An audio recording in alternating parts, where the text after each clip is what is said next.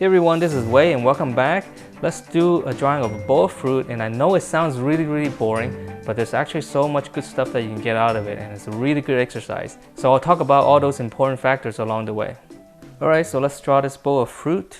Let's see, the first thing to do is to kind of match out, rough out the shape of the bowl so we know how big things will be. And let me see, just let me check the camera, make sure everything is, I'm not drawing too big.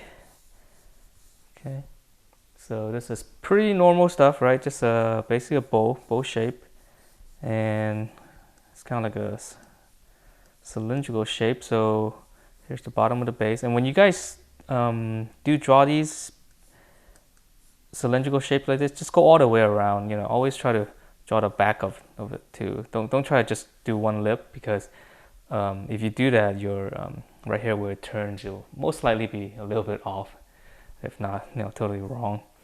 Because it is a little bit of a challenge sometimes. That's why they have those ellipticals that you can use. But anyhow, let's not go into that too much. All right, let's see. So let's just dividing this up. The grapes looks like it's starting right about in the middle, and I'm just gonna block it in for now because there's obviously a lot of little each individual grape, and let's see how much detail I want to put in. So I'm just gonna block it in. Let's see, banana goes up here. I'm gonna do this one first since it goes on to the edge. That way I can align it to this edge, right? I know where approximately. Okay, so if I do something like this, and then this one meets up. Okay, and then let's see, how's that? All right. So I mean, obviously it doesn't need to be exact, as long as it's close. We can use it because no one's gonna know that it's off. Okay, here's an apple, and then the orange, see, meets up here. Okay, and then a pear kind of goes over the grapes a little bit here, and then the stem. All right, how's that? All right, that's not too bad. The grape's gonna be a little bit of trouble because there's just so many of them. So let me just rough out this one at least. So this one here, one, again, just go all the way through, as if it's going through all the grapes. Don't try to draw the edges now. I'm keeping it real light so that I don't have to erase out as much later. And then the stem right here is gonna come up. It's a little bit messy, I can't really see it. And the reference is actually a painting. So, but it's painted so nicely that you can actually use it for. I mean, all the information is there in terms of the reflections and all that, so it's pretty cool. All right, so I'm using a 4B.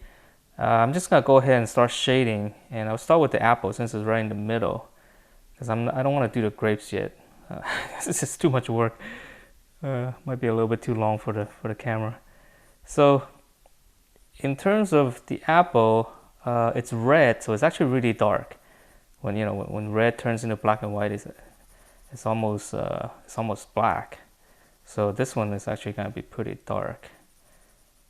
So I'm just gonna. So let's see, am I in camera? Yeah. All right. So this is gonna be relatively rough. I don't want to spend too much time on this. You can always spend more time if you wanted to, for little details and things like that. But drawing this kind of stuff is actually really good for you, and that's part of the reason why, a lot of art classes, especially the beginner ones or even the advanced ones, this is kind of stuff you always do. And I remember doing one of these in my intro to painting class, and that was the only painting class I ever taken in college. Crappy college, Cal State LA, so not in art school.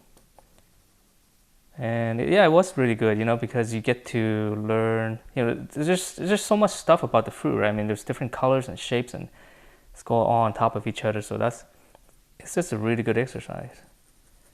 Okay, especially with the colors for painting. All right, so here's the apple. Let's see, there's some textures on it. I'm gonna skip the textures for now, and if you're doing this too, do skip the textures for now, because always save those for the last stage. Yeah.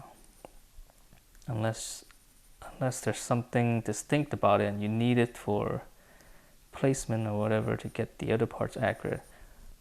All right, so the orange, it's again, it's closer to red, right? So when it is black and white, it will be kind of darker.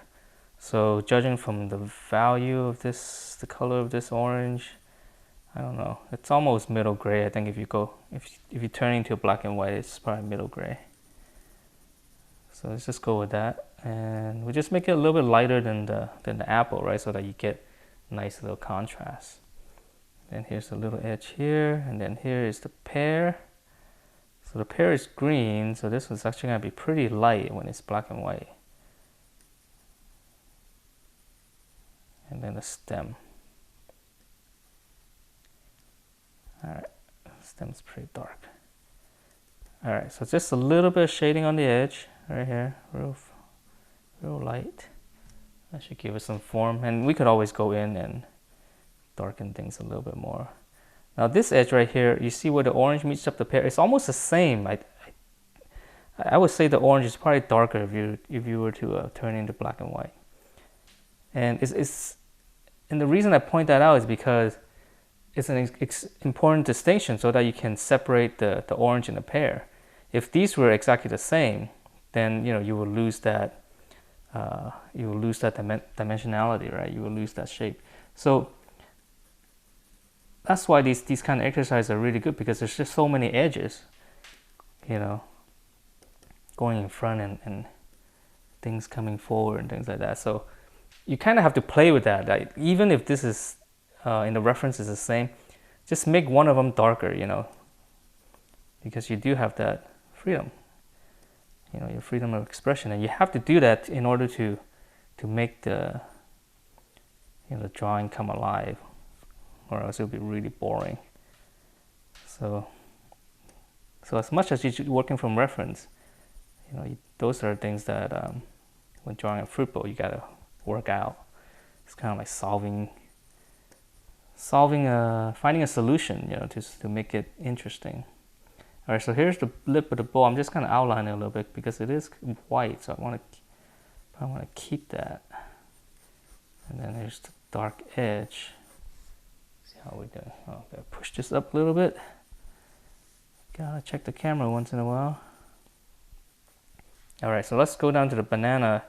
So obviously they're yellow, so they're gonna be pretty light when they're black and white. So if you make this banana too dark, it might be weird. It might look like they're rotten. So I'm gonna try to keep more of the whites. Okay, edges here a little bit darker.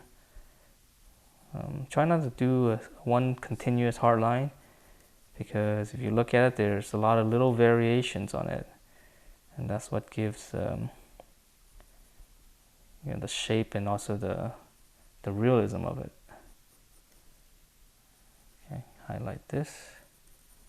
It's a little darker in here, darker. I'm just gonna push that in. Push this in a little bit. Might not be as dark, but again, we have to play with it so that we make it look interesting. And whenever you can, this is really important. Like, instead of me drawing an edge right here, to bring that out, if you look at the reference, it's really because this part right here is dark, and that's why you can see that edge. So whenever possible, if an edge shows up because something behind it is dark, just start shading like the apple right here, right? This area is dark right here, so I can actually start shading that. Shading the apple, and by shading the apple, this edge right here comes forward. So it gives you, this edge for the banana. And it's the same thing like here, the grapes, right? This is dark here, and then this kind of blends in. So try not to outline things. If you can see difference in tone and it's creating the edge, then just spend the time to shade the tone. as opposed to drawing the edge. Very important in drawing and in anything that you draw. Okay, so I'm gonna exaggerate this little edge right here. Okay, that's just how light works, because this edge will always look like it's darker because it's contrasting with the white, so that's why, you know, it's a little bit darker, and it gives it, and if you look at it right, it just gives it more like a bounce light, you know, from the lip of the bow. All right, okay, all right. So let's hurry this up a little bit. I know that, you know, this kind of stuff might not be the most exciting thing to draw, but, you know, it is a drawing demonstration, and there are stuff to get out of it, even though it's just as mundane as it is, you know, just like a bowl of fruit, I mean. All right, so let's do the grapes, and this is where it can get a little bit messy. So I'm just gonna, each individual one, just kind of concentrate that a little bit and try to shade it as best I can, leaving the highlights. And I might just do just a few of these without doing everything, so that I don't want to bore you guys to sleep. So in here, it's darker, lots of stuff going on. There's a lot of reflections, and so it depends. If you want to, you know, make it like super realistic, then you're gonna have to, you know, try to copy all those little reflections on each grape. Or if you're doing it like me, it's very rough. I'm just kind of hitting the harder areas and leaving the white, and, you know, hopefully I can have enough edge between them among all these grapes that, you know, it will still give the illusion that is actually like lots of little details, but when there isn't. So when there is a lot of details like this, what you can do is just try to simplify it. Okay, and then sometimes it works. So let's see if I look. All right, just let me do a few more of these, and then I can look at it in the camera, and I can see how well it looks. Because when I'm looking at the camera, I'm actually seeing obviously like a much smaller image of it, right? So it's kind of like walking far away and zooming out, and that way you can see all the composition a lot easier, and you'll recognize a lot of little errors that there might be.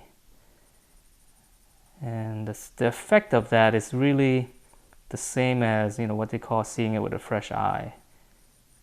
It's like, which is really important if you're an artist, and you know what I mean.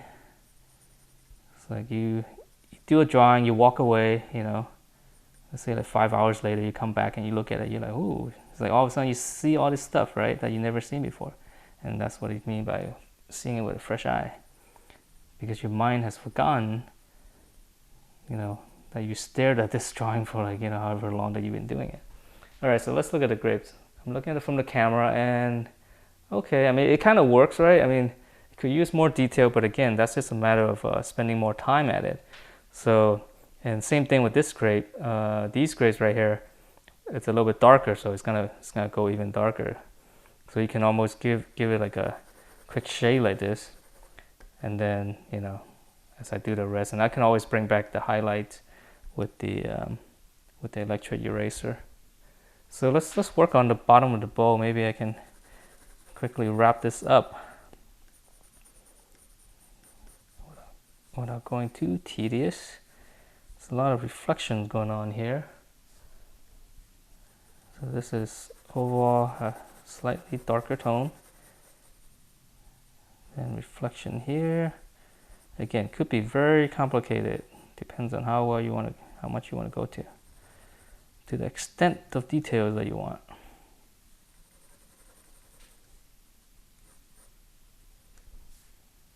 Okay. So I might not even shade that. So let's go back to the fruit. Actually, let's do a little bit more. All right. So let's say the texturing, you can just kind of a little bit more careful shading. Give it some texture. So these lines here, you can actually, here I'm just turning my pencil very slightly. If you want it realistic, you're gonna have to go in and really start shading little things like that, and which is kind of nuts. So I don't think I want to do that. So just a little bit of texturing, just to give it a little bit more life. And I'll probably have to do something to the background too, because it's relatively boring when it's white. And part of the exercises of doing these kind of paintings or drawing these fruit bowls and stuff is to work in the background, you know, because again, it's all about the contrast and the edge and how you can make it come alive. You know, turn something as mundane as a fruit bowl into something really pleasing to look at. So I might play with that. Let's see how far I can get with this. Okay, so I think I've shown you everything that I plan to do here. Probably finish this off camera so I can get my head over the paper and crank this thing out, finish it up, and show you how the final product. Okay, so I'm just gonna continue on and I will be right back. All right, so here's my final drawing for this bowl of fruit, and it's pretty rough. It might seem kind of simple, but it's actually a lot of play of shadowing and edges here, and that's really one of the, you know, the lessons that you're gonna take away from this. Is that, you know, it's so important to shade the edges correctly, and how you can, you know, create contrast by artificially making some edge darker, and then, you know, either way, darker or lighter, so that the edges pop out. So like a really good example would be this pear up here. You can see that, you know, you can feel the pear coming out, right? But you can also see that I didn't draw a line there. It's actually the edges, you can see it's because this is darker here, and here's the important part, the background right here is darker. And it's the exact same thing that you see in the reference too, and that's how he painted it too. But it's very subtle. Now, I kind of overdid a little bit, and it's a little bit easier to see that way.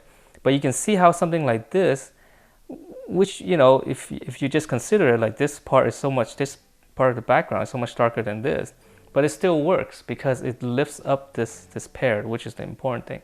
So same thing here, you know, you can see this background right here is slightly lighter than the banana right here, the edge right here, and that pops it out. Even down here with the bowl is right, this is lighter in the background, it's made darker, and it pops this out. So if you look at the reference, it's actually painted like that too, and that's part of the exercise of doing a fruit bowl like this. There's just so much play on the edges. It's, you know, when everything kind of comes together, you can feel it. It feels like a piece of art and not a photograph. All right, so I hope you enjoyed this, and I will see you next time.